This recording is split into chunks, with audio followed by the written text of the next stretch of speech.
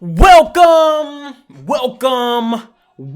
the Anime Podcast channel. My name is Benji, and today's latest One Piece chapter marks the end of an era, and honestly one of my favorite arcs within One Piece. Now, before I get into my score of Wano, of what I overall think of Wano as an arc, I'm probably going to say that for another video. And I do want to also give pretense. I feel like Oda was able to wrap up Wano in this chapter pretty nicely. But that doesn't mean that this arc has some subjective flaws that I still question even after reading this chapter, in my opinion. But with that being said, go ahead and like, comment, and subscribe to the channel. Me and my friends Nick, Taj, and Phil make weekly podcast videos on all of your favorite anime and manga series. And you already know what I'm about to go ahead and say. Go ahead and join our Discord. But no more wasting your time, let's go ahead and begin with chapter 1057 of One Piece, Final Curtain.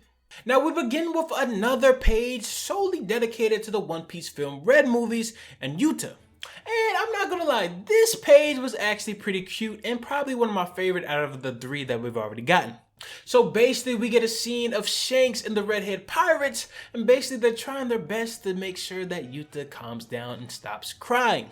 And it's also funny because Lucky Roo actually suggests basically hitting Yuta so she falls unconscious. And Ben Beckman lets him know that that's a dumbass idea.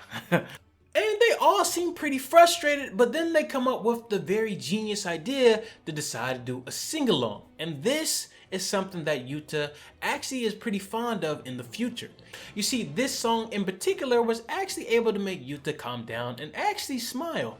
And it's kind of cool to see just the red hair pirates kind of be on more of a chill little level, especially since the last time we seen them boys looked like they were ready for battle.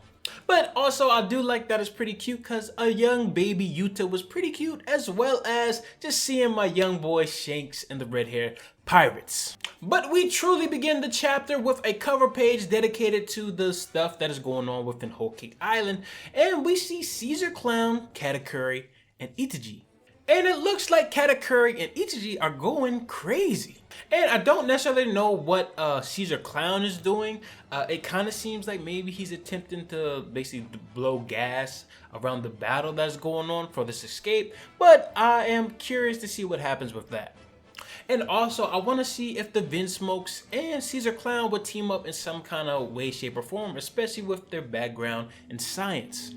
And also, I want to see if Ichiji may have gotten a power-up that we are yet to know of, especially with the stuff that we heard about with Sanji and Wano. And of course, I want to see if Oda kind of gives us a little bit more examples or basically explanation on the exoskeleton as well as the possible Linearian DNA, or lineage factor.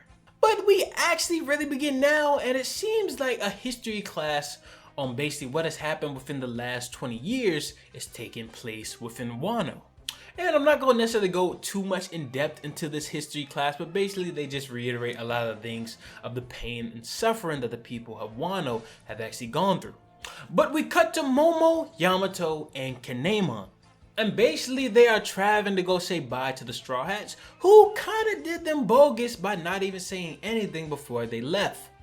And I kind of touched on this last chapter review, this was kind of bogus by the Straw Hats, not gonna lie. Luffy kind of did them bogus. Anyways, while they are traveling to go ahead and see the Straw Hats, Yamato actually makes a pretty big statement, basically saying that she will not join the Straw Hats on the journey. And I'm not gonna lie, when I saw this, I was like, no way. Like all of the build up till now, and to finally just be like, alright man, I'll fuck with y'all boys later. And her reasoning did make sense, but I'm not gonna lie, this one hurt for real. I'm like, for this one time, can you please drop the Odin act Yamato? But I digress. And one of the main reasons why I was hoping that Yamato truly joined the Straw Hats on the journey from now on, not only will they be stronger, but also the fact that Yamato was the only true connection to Kaido. And in a way, I was hoping that Kaido will make a re-emergence into the story, but it's looking like that is not going to happen. But they continue traveling, and Momo starts to have flashbacks with his time with Luffy and the Straw Hats. And it's really crazy to think that all of the build-up starting from Punk Hazard to now in Wano, that Wano is finally ending. And it has been a pretty crazy journey. I'm actually really excited to go ahead and talk about my Wano review. It'll probably be my next video. But basically the sentiment of why Momo and the gang are pulling up to the Straw Hats is, they disrespected them, so they go pull up on him, and Momo lets it be known that he's gonna bite and maybe burn Luffy a little bit. But then we cut to Tokage Port and we catch up with the GOAT generation, Law, Luffy, and Kid. And my boy Law lets it be known right now, right here, that the next time he sees Luffy, there's not gonna be any kind of alliance. He's gonna go for his head. Law is like that, my boys. I love to see this, man. Law is not about that buddy, you feel me? He's about the smoke. The smoke! And then we kind of get a cool panel of the Straw Hats getting ready to departure. And we also see my GOAT, Sanji, looking pretty swaggy. And I think a Toku shirt? I don't know. It's pretty swaggy though. But right before the Straw Hats set sail, they actually get pulled up on by Momo, Kinemon, and I guess technically Yamato. They tackle Luffy and Kinemon says this. Luffy, you dastard. What is the meaning of this outrage? How can you abandon the two comrades you have known the longest without a word? You have angered the Shogun. What do you have to say for yourself? And Momo looks incredibly upset at the fact that the Straw Hats and Luffy are going to depart without saying a single word to him. But later on, this amount of upsetness and frustration at Luffy slowly turns into sadness, and he says this. Please don't leave me. Please don't leave me. I'll be so lonely. I want to be with you forever. It can't end like this. And I'm not gonna lie, it's really like a really cool thing to see Momo kind of act in this way. But it's also kind of bittersweet because I really do appreciate Momo and the way that he's really grown. Not only as just a character, but just like his demeanor in general, obviously his looks and his aesthetic. But the thing about it is Momo has truly been so synonymous with like the Wano arc and everything since Punk Hazard to now. Momo has always been there. And this also adds to the amount of impact that Luffy and the Straw Hats have made in Momo's life. And this kind of reminds me of when Shanks finally leaves Luffy, embarking on his pirate journey. And also, just like Shanks' departure, Luffy actually has something to give to Momo before he departs. Luffy has been wanting to give Momo a gift, and in particular, this gift is a huge Straw Hat flag. And you see, with this, Luffy actually makes it known that once this flag is flown throughout Wano, Wano will be under the direct protection of the Straw Hats. And I do want to remind you that Luffy and the Straw Hats, they're a Yonko level crew. And this is pretty dope because if you really look at it in the grand scheme of things, Luffy is actively making Wano his first territory. Other than the territories that Barto really kind of replaced. But, you get my point. But I feel like this is a really dope send-off to send Momo as well as the people of Wano a token of the Straw Hats' gratitude. And Momo responds to this by saying that he will surpass his father, Odin, as becoming the greatest shogun within Wano. And Yamato actually adds a pretty dumb but hilarious comment and asking were they talking about her when he made this Odin comment. But as the Straw Hats are ready to go ahead and leave, they're trying to figure out what way do they want to exit Wano. And they decide on the safe method as well as Law and the Heart Pirates. And Kid talks his shit and says that the safe way is for wussies. And Law and Luffy aren't gonna take that so kindly. So basically, once they hear this from Kid, they get infuriated and they decide not to listen to their subordinates and they all take the dangerous method, hopefully not to their deaths. And I believe that this is a perfect representation of their relationship as a trio. But we conclude the chapter with the storyteller at the beginning of the chapter basically giving us a rendition of the heroes of Wano. And not only that, but they also give us some details about what happened with Orochi and his tyranny. So it is told that Denjiro slayed Orochi, which is correct. But we get a panel of Hiyori speaking in a monologue and concluding it with, the Koizumi were born to burn.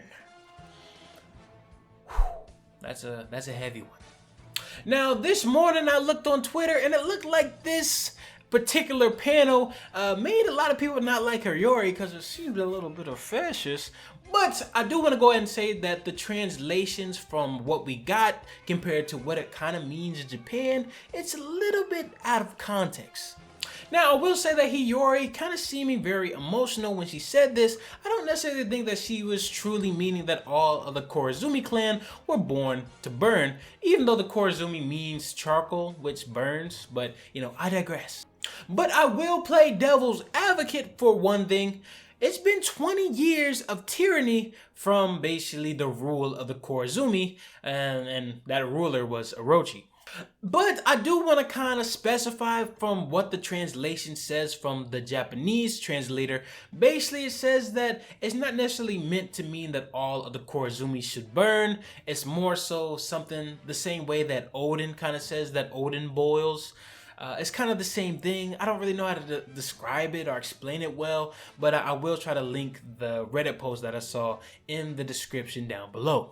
But if you do take it into the English context, it does seem pretty discriminatory for the Koizumi clan. So hopefully, you know, these teachings or these history classes aren't necessarily teaching, Nazi behavior. But, you know, I digress. But also, I do want you to remember Doflamingo's comment basically stating that whoever wins the battle is able to write the history, or what may seem like the true history. And the winner of this battle were the Alliance, the Straw Hats, as well as the Kazuki clan. But the storyteller actually continues on, but we conclude with this final panel of Momo, the Shogun of Wano, as well as Odin's retainers behind him, basically in a nice little family portrait. And we end with the curtains of Wano coming to a close, and Act 3 has finally been finished. Now, I will be going into more depth on what I liked about Wano and what I disliked in a further video. But overall, this arc itself was extremely fun. Now, there are 3 things that I wish probably happened. Now, one thing I do wish happened was Otama having some kind of connection with the Koizumi. Another thing that I really wish happened was Kaido's backstory was a little bit more elaborated on. And finally, Zoro's connection with Ryuma. And all of that I will be discussing in my Wano review, but those are a little bit of the off the top things that I wish was a little bit more elaborated on within not only this chapter, but a little bit earlier on in Wano, but I digress. But nonetheless, Wano is an arc that has truly defined the One Piece community after the time skip. And I'm very happy to have covered it, and I really do want to kind of make that a testament within my Wano review. But with that being said, thank you so much for watching this chapter review. I love all of you guys. Thank you for the love and support. Go ahead and like, comment, and subscribe to the channel, of course. And I'll see you in the next one. Peace.